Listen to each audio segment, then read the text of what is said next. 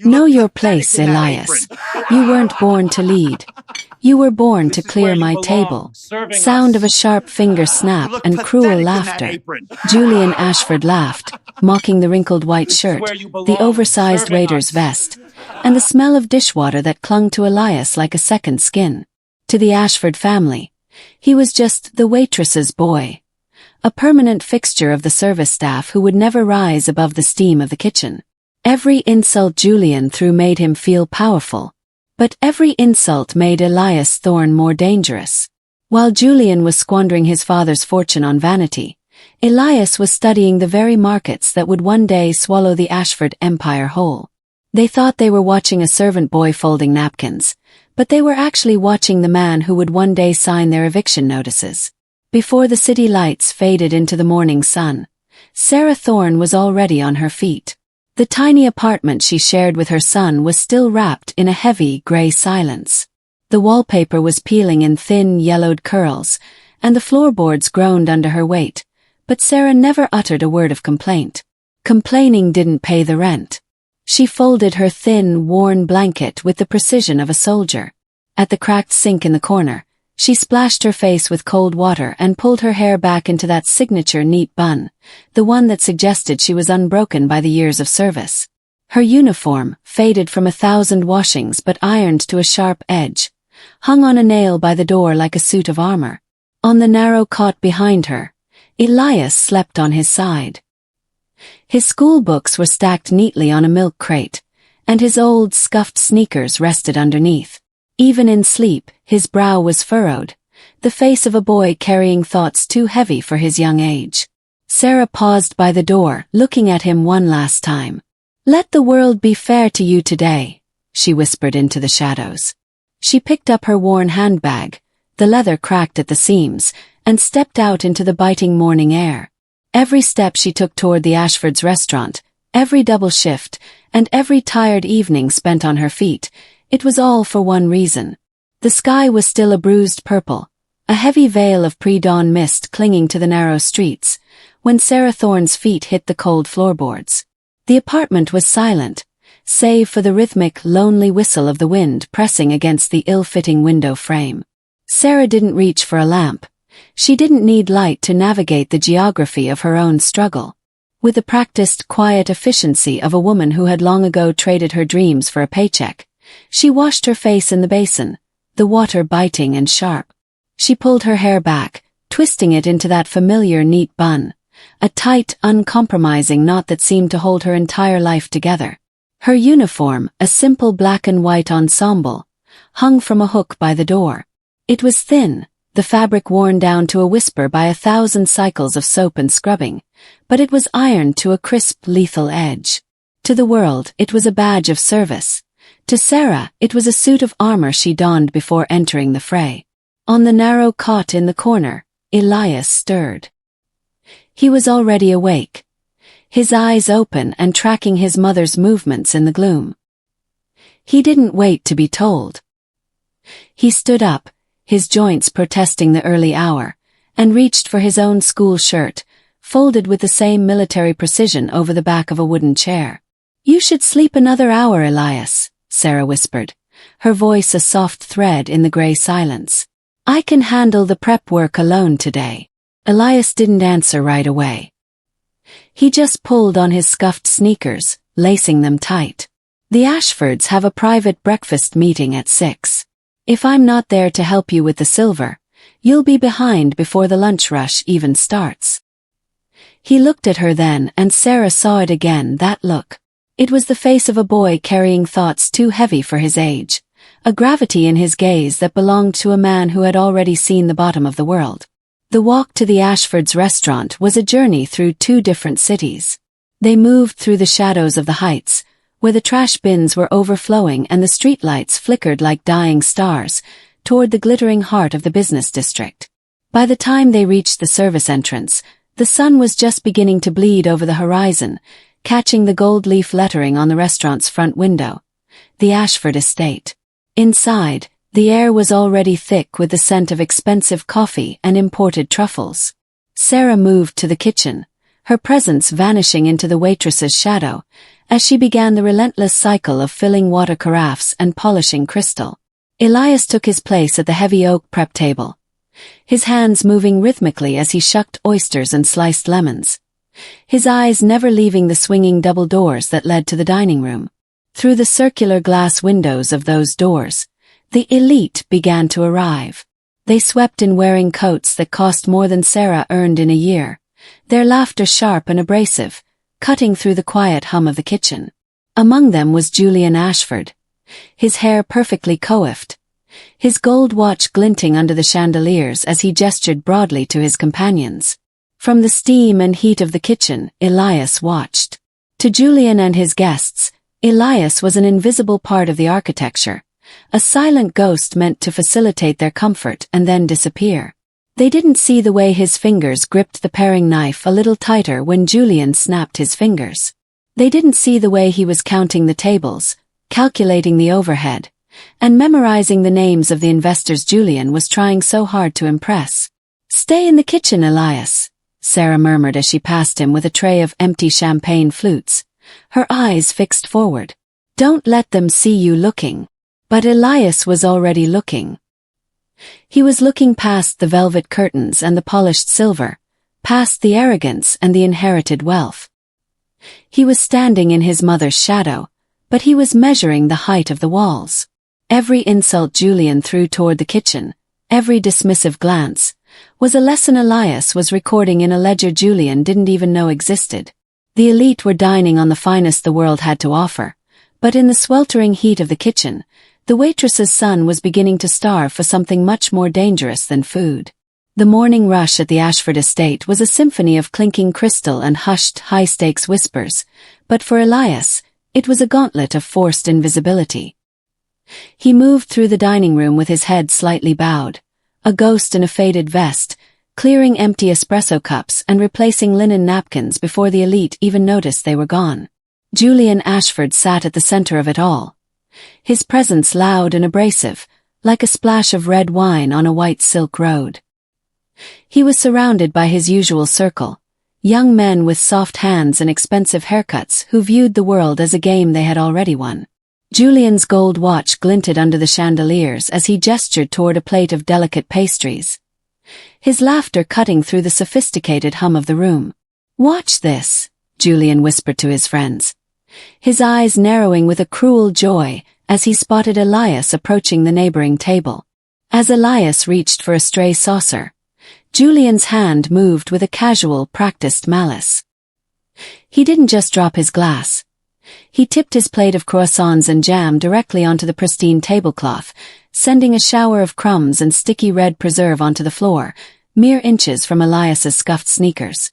The conversation at the table died instantly, replaced by a suffocating, expectant silence. "Oh, look at that," Julian said, his voice dripping with mock sympathy. "A mess. And right when the help was passing by." He leaned back, crossing his arms over his designer blazer, his eyes locked onto Elias's face. "Don't just stand there, Elias. My father doesn't pay your mother for her son to be a statue. Clean it up. Every crumb." Elias felt the heat of a dozen stares, some amused, some indifferent, and one from the kitchen doorway, filled with the sharp, silent agony of his mother. Sarah Thorne stood frozen behind the swinging doors, her hand gripping a service tray so hard her knuckles were white. She wanted to move to intervene, but the faded uniform she wore was a shackle. She spoke, they both lost everything. Elias didn't look at his mother. He didn't look at the laughing circle of boys. He slowly lowered himself to his knees, the cold marble of the floor biting through his thin trousers. The task was a calculated humiliation. Julian began to systematically crumble another pastry between his fingers, letting the flakes fall like snow over Elias's hands as he worked. "Missed a spot there, waiter. Right by the chair leg. Get down lower. I think some of the jam hit the underside of the mahogany." Inside, Elias felt a cold, hard knot beginning to tighten. This was the first crack in the world he had known. For years, he had accepted his place as the waitress's son, but as he felt the grit of the crumbs against his palms, The thoughts, too heavy for his age, began to crystallize into a singular lethal intent. He wasn't just cleaning a floor. He was measuring the man sitting above him. He noticed the slight tremor in Julian's hand, the sign of a man who relied on inherited power because he had no strength of his own. He noticed the way Julian's friends looked to him for permission to laugh, showing the fragility of their loyalty. While Julian was focused on feeling bigger by making Elias small, Elias was conducting a silent audit of the Ashford legacy. "Done," Elias said quietly, standing up. His face was a mask of stoic victory. His expression so blank and unreadable that Julian's laughter faltered. The boy with the bowed head didn't look broken. He looked like a man who had just finished a transaction. "Whatever," Julian muttered, waving a dismissive hand as he turned back to his guests, sensing he had lost the moment despite the mess. "Just get out of my sight." Elias walked back toward the kitchen, the crumbs still stinging his palms. He passed his mother, his gaze meeting hers for a fleeting second.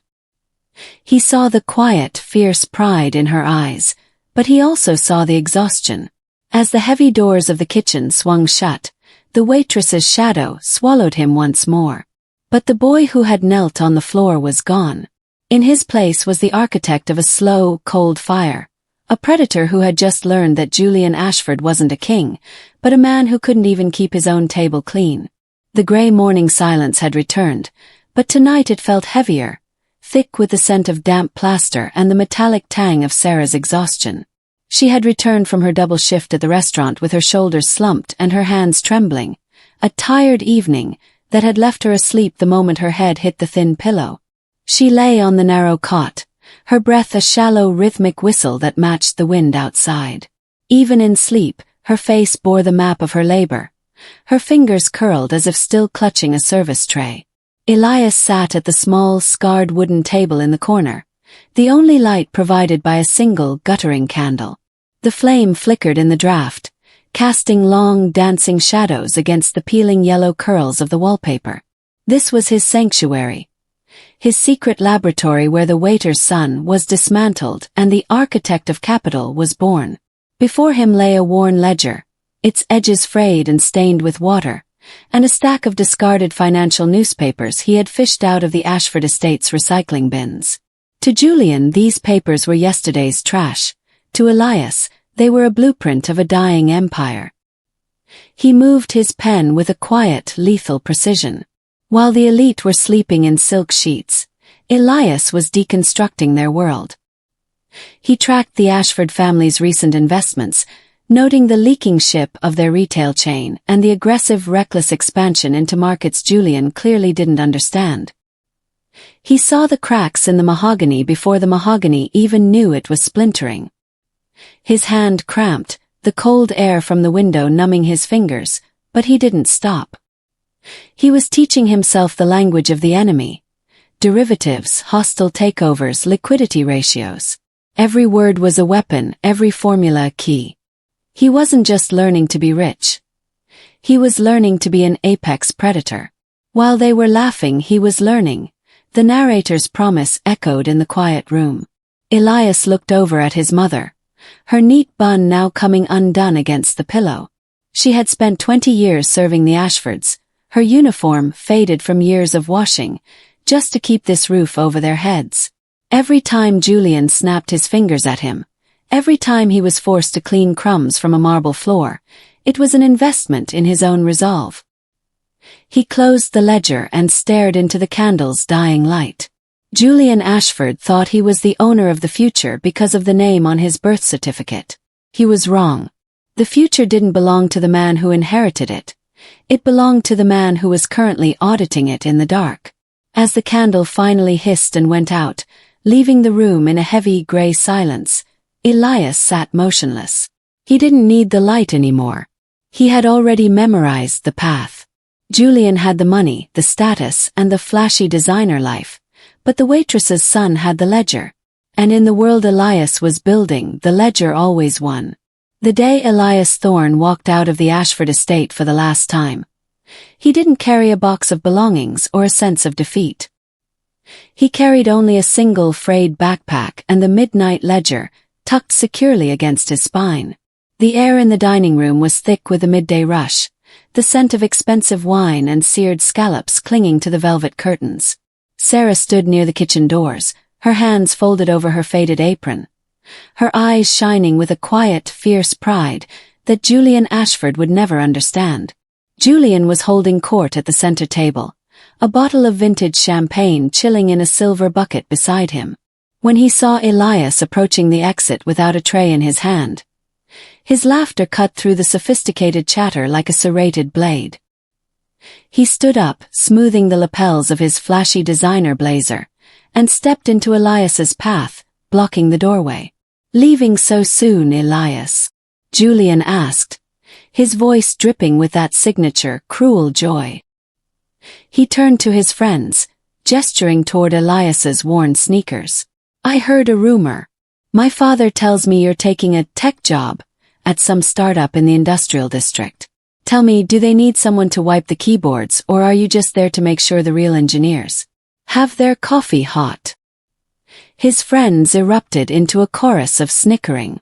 Julian leaned in closer, the smell of expensive cologne and arrogance radiating from him. "You're forgetting your place, Elias. You're a waiter's son. That's your blood.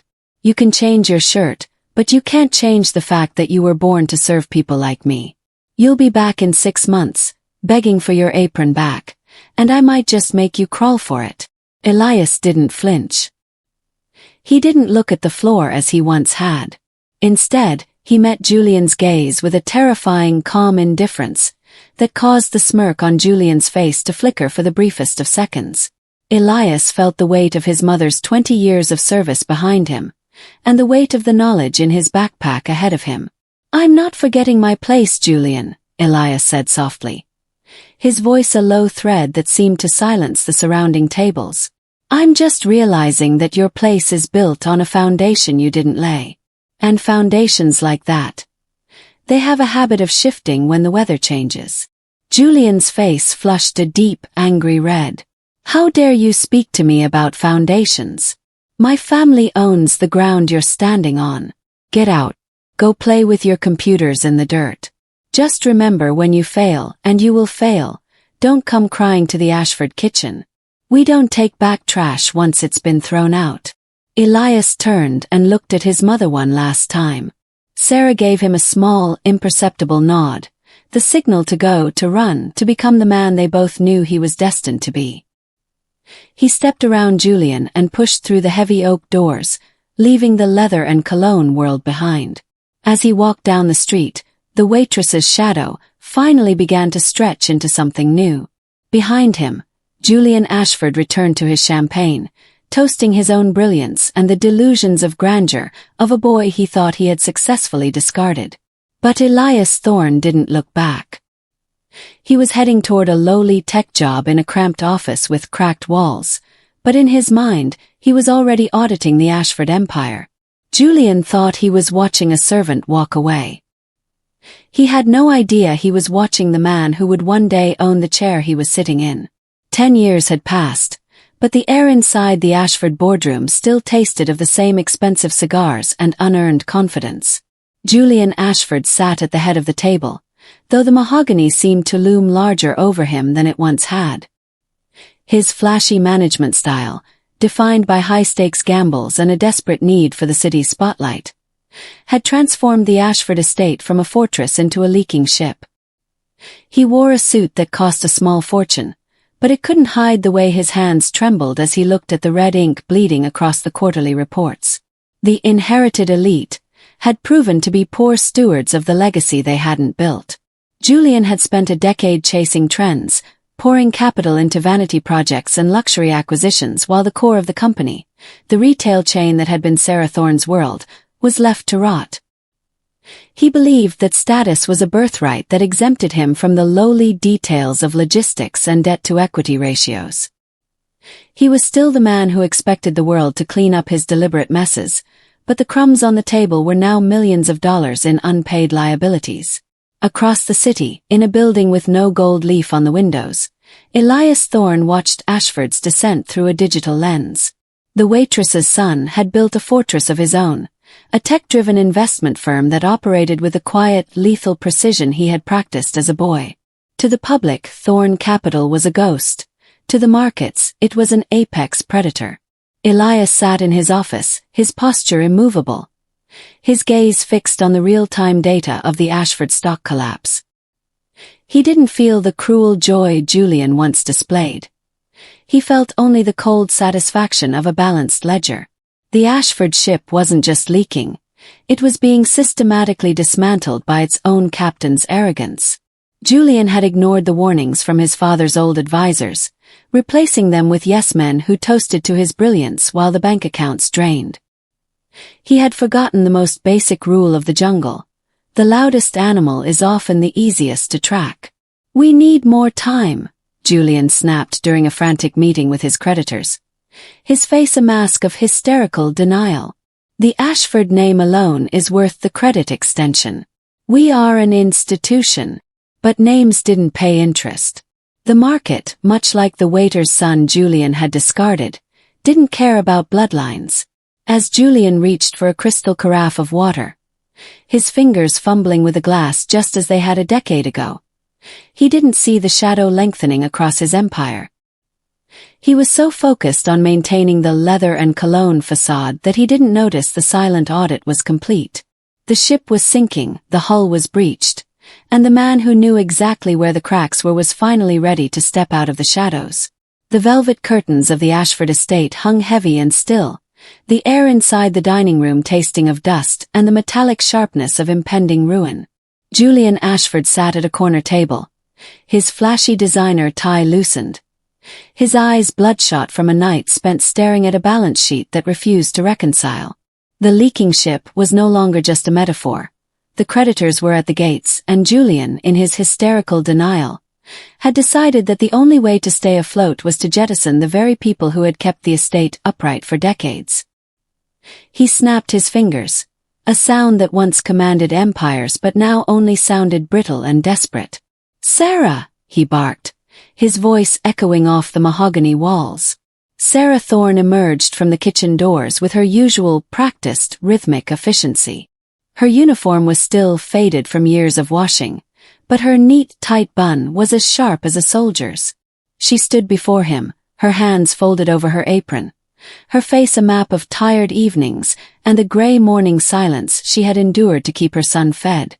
"The numbers don't lie, Sarah," Julian said, refusing to meet her eyes as he toyed with a gold fountain pen, the same kind Elias once watched from the shadows. "We're restructuring, streamlining. The service staff is an overhead we can no longer justify at this scale. As of this afternoon, your services are no longer required. You'll receive 1 week's severance. My assistant will leave it in an envelope at the service entrance." He finally looked up, expecting to see the bowed head of a defeated servant. He expected tears, or perhaps a plea for mercy that would allow him to feel bigger one last time. Instead, Sarah Thorne stood perfectly still. The quiet, fierce pride in her eyes didn't flicker. She didn't look at the money clip on the table or the expensive cognac in Julian's hand.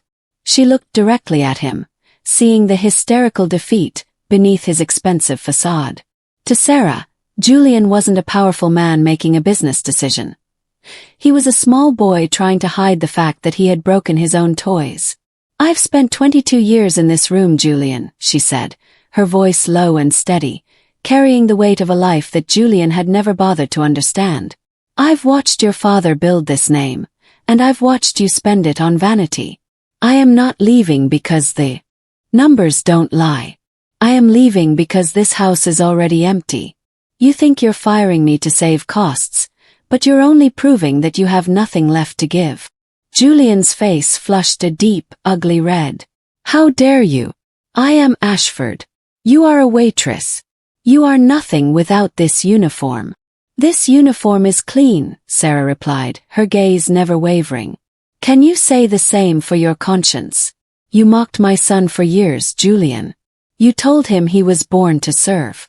But while you were laughing at the crumbs on the table, you never noticed that we were the ones holding the table up. Now that we're leaving, Let's see how long your empire stands on its own." She didn't wait for his response. She didn't wait for the envelope at the service entrance. She turned with a terrifying, calm indifference, and walked through the swinging doors for the last time. She left the waitress's shadow behind, stepping out into the afternoon sun with her head held high. Julian was left alone in the cold silence of the dining room, his gold watch glinting mockingly in the light. He had fired the woman who knew every secret of his kitchen, thinking he was saving his company. He had no idea that at that very moment, across the city, Elias Thorne was looking at a final acquisition document. The final insult had been delivered, the last crack in the foundation had been formed, and the man who Julian thought was nothing was about to prove that some debts can only be settled by a change of ownership.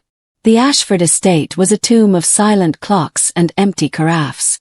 In the high-stakes boardroom where Julian Ashford had once laughed at the waitress's boy, the air was now thick with the smell of stale coffee and desperation. The inherited elite sat around the mahogany table, their faces pale under the fluorescent lights, watching the digital ticker of the stock market as it flatlined. Julian's flashy designer suit was rumpled, his hair disheveled, the image of a man who had finally run out of deliberate messes to make. "The banks have called the notes," the chief financial officer whispered, his voice trembling. "By 5 o'clock today, the Ashford name is legally extinct. We are looking at a total liquidation." Julian didn't answer. He stared at the gold fountain pen on the desk, the same one he had used to sign Sarah Thorne's termination just days ago. He had thought he was trimming the fat. He hadn't realized he was cutting the heart out of his own empire. The leaking ship was officially underwater. Then, at exactly 3:42 p.m., a single notification chimed on the lead attorney's laptop. "We have a bid," the attorney said, his voice rising in disbelief. "An anonymous, all-cash offer for the entirety of the Ashford holdings. Debt assumption, asset protection, even the restaurant leases. It's an absolute lifeline." Julian surged forward, his eyes wild with a hysterical hope. "Who is it? Is it the Harringtons? The Varkas Group? I knew they wouldn't let an institution like us fail." The attorney scrolled down the digital document, his brow furrowing as he read the name of the purchasing entity. "It's not a group we know, Julian. The firm is called Thorne Capital. They've been operating out of a quiet office in the industrial district for years. They've been systematically buying up our secondary debt for months. They don't just want to buy us. They already own our liabilities." Julian froze. The name Thorne meant nothing to him, a common, unremarkable word.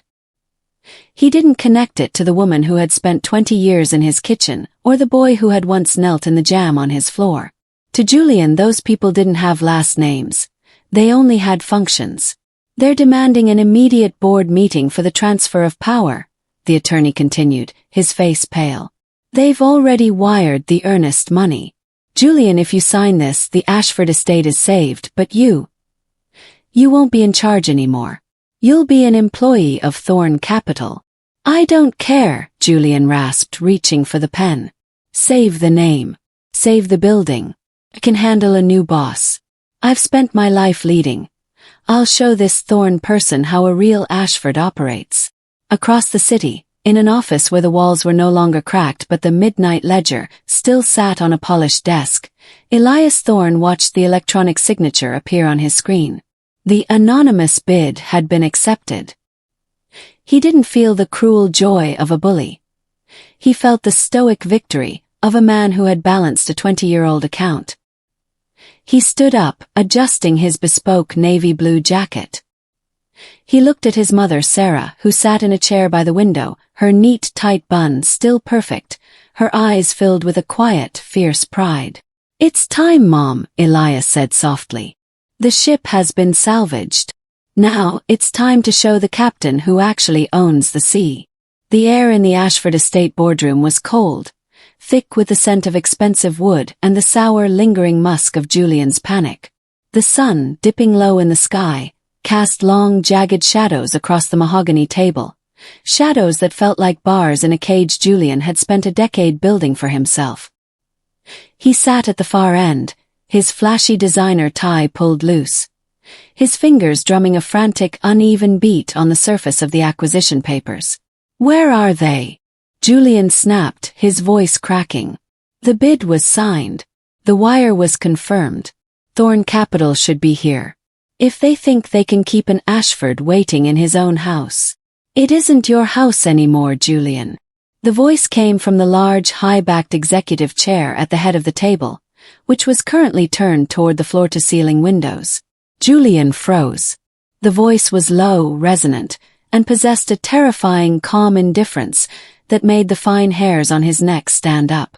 It was a voice that sounded familiar, like a ghost from a nightmare he had worked very hard to forget. "Who is that?" Julian demanded, standing up so quickly his chair screeched against the marble floor. "Show yourself. I am Julian Ashford, and I will not be addressed with such disrespect by a..." The chair began to rotate. It moved slowly with a practiced rhythmic efficiency that felt like the ticking of a doomsday clock. When the chair finally completed its turn, the status collapse was instantaneous. Julian's breath hitched in his throat, his jaw dropping as his face became a mask of gasping shock. Elias Thorne sat there, looking every bit the apex predator. He was wearing a sharp, bespoke navy blue Italian suit that radiated stoic victory, his posture immovable and commanding. His hands, once calloused from clearing Julian's crumbs, were now folded neatly atop a high-end fountain pen. He didn't look angry. He didn't look triumphant. He simply looked at Julian with the eyes of a man who had finished an audit. "Elias," Julian whispered, the word sounding like a curse. The waitress's boy. This is a joke. Mistake. You're a waiter. You're trash from the industrial district." "You always did have trouble with the details, Julian," Elias said, his voice as smooth as the silk of his lapels. "You were so focused on making sure I got the jam off your floor that you never noticed I was memorizing your overhead. You thought you were watching a servant, but you were watching the man who was quietly buying your debts while you were buying champagne." Julian stumbled backward, his hand catching the edge of the table for support. He looked down at Elias's suit, the fabric, the fit, the sheer authority of it, and then at his own rumpled, flashy clothes. The inherited elite was staring at the silent climber, and for the first time in his life, Julian felt the true weight of his own insignificance. "You can't do this," Julian hissed, his eyes wide and unfocused. "My father. The Ashford name. The Ashford name is currently a line item in my personal ledger," Elias interrupted, leaning forward. The learning versus laughing pivot was now complete. "And as for my place is in this chair. Yours, however, is yet to be determined." The boardroom doors opened, and Sarah Thorne walked in. She wasn't carrying a tray, and she wasn't wearing the faded uniform of a servant. She wore a sophisticated charcoal dress, her hair still in that neat, tight bun, but her eyes were no longer fixed on the floor. She stood beside her son, her quiet, fierce pride now a roaring flame. Julian looked from the mother to the son, his hysterical defeat finally setting in. He realized that the waitress's shadow hadn't been a place of shame, but a place of preparation. The crumbs were gone, the table was clear, and for Julian Ashford, the long morning of his arrogance had finally met the sunset of Elias Thorne's reality.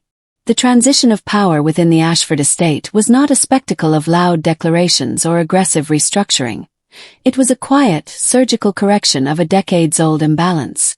In the center of the boardroom, where the inherited elite had once dictated the terms of other people's lives, Elias Thorne stood with his hand resting on the back of the high-backed executive chair.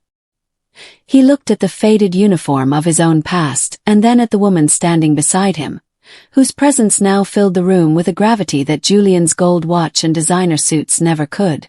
"The board of directors has been dissolved," Elias said, his voice a calm, resonant thread in the heavy silence. He looked directly at the stunned, hollow-eyed executives who remained. Thorn Capital is instituting a new leadership structure. Effective immediately, the position of chairperson will be filled by someone who understands every facet of this company, from the quality of the service to the integrity of the foundation. He stepped aside and gestured for his mother to take the seat. Sarah Thorne didn't hesitate. She sat in the chair with the same neat, tight bun and quiet, fierce pride she had carried through 20 years of service. To Sarah, this wasn't about the leather or the mahogany. It was about the stoic victory of a life lived with character. She looked at the desk, not as a throne, but as a responsibility. Julian Ashford stood by the window, his status collapse complete. He looked like a ghost haunting his own life. His flashy designer blazer now nothing more than a costume for a role he no longer played. He waited for the blow to fall, for Elias to call security and have him thrown into the street, or for Sarah to deliver the same cold dismissal he had given her days before. "You're not going to the harbor, Julian," Elias said, reading the hysterical defeat on the man's face. "And I'm not interested in your signature on any more contracts. You've spent your life believing that labor is something born to serve you. It's time you learned that labor is the only thing that gives a man value." Elias reached into a drawer and pulled out a simple ironed white shirt and a black waiter's vest, the same kind he had worn when Julian crumbled pastries onto his hands. He tossed them onto the table. "The restaurant is understaffed after your cost-cutting measures," Elias continued, his gaze unwavering. "You still owe this company for the mess you made. You will report to the floor manager at 5 a.m. tomorrow. You will clear the tables, you will polish the silver, and you will learn the names of the people who actually make this city breathe. You wanted to be an Ashford. Now you're going to earn it." Julian looked at the vest, then at the woman who was now his boss. He saw no cruelty in Sarah's eyes, only a steady, unwavering expectation. The cruel joy he had once felt was gone, replaced by a terrifying, cold realization. The waitress's son hadn't destroyed him. He had simply reset the board to a place of honesty. As the sun finally set over the skyline, casting the boardroom in a soft, golden glow, Elias walked to the window. He looked out at the park on 4th Street, where the cherry blossoms were beginning to catch the light. He wasn't the maid's son anymore, and he wasn't just a tech mogul. He was a man who had turned the calculated chaos of his past into a legacy of redemptive acquisition. Behind him, Sarah began to review the first of many ledgers, her fingers moving with the same practiced rhythmic efficiency she had used to fold napkins. The shadow of the throne had vanished, replaced by the sight of the sun.